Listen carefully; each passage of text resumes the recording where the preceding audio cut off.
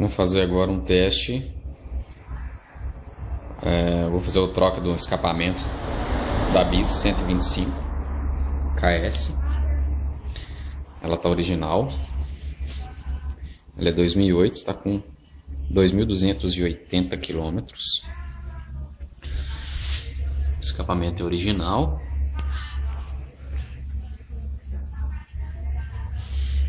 E nós vamos substituí-lo por esse Roncar estralador ML.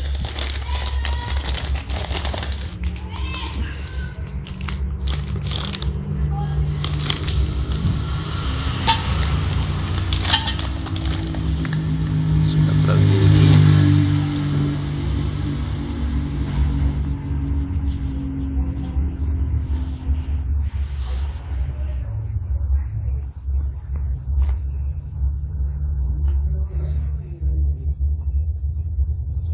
Escape ML estralador 125 bis. Vamos ver agora o antes. Vou ligar ela aqui.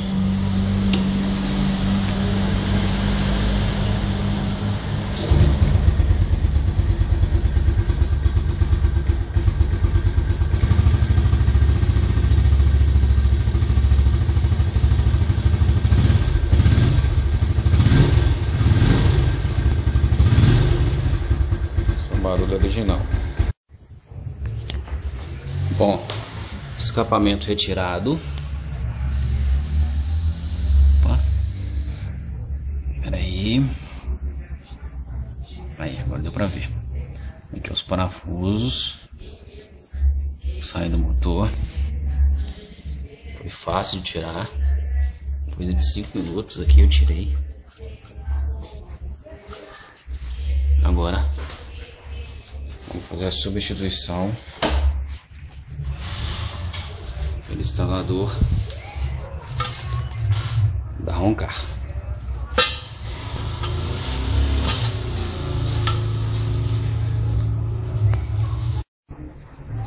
Bom, como eu estou fazendo só um teste, a princípio, eu não comprei ainda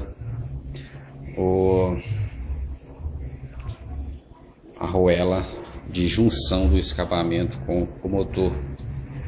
Então eu liguei ela aqui agora e ela ficou fazendo barulhinho de compressão vazando, mas já dá para ter uma ideia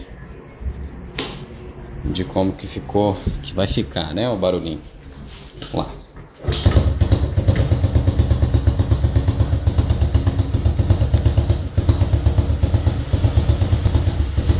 Sai um pouco do barulho aqui, ó.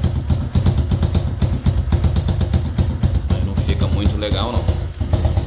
Já dá pra ter uma ideia de que ela estrala bem.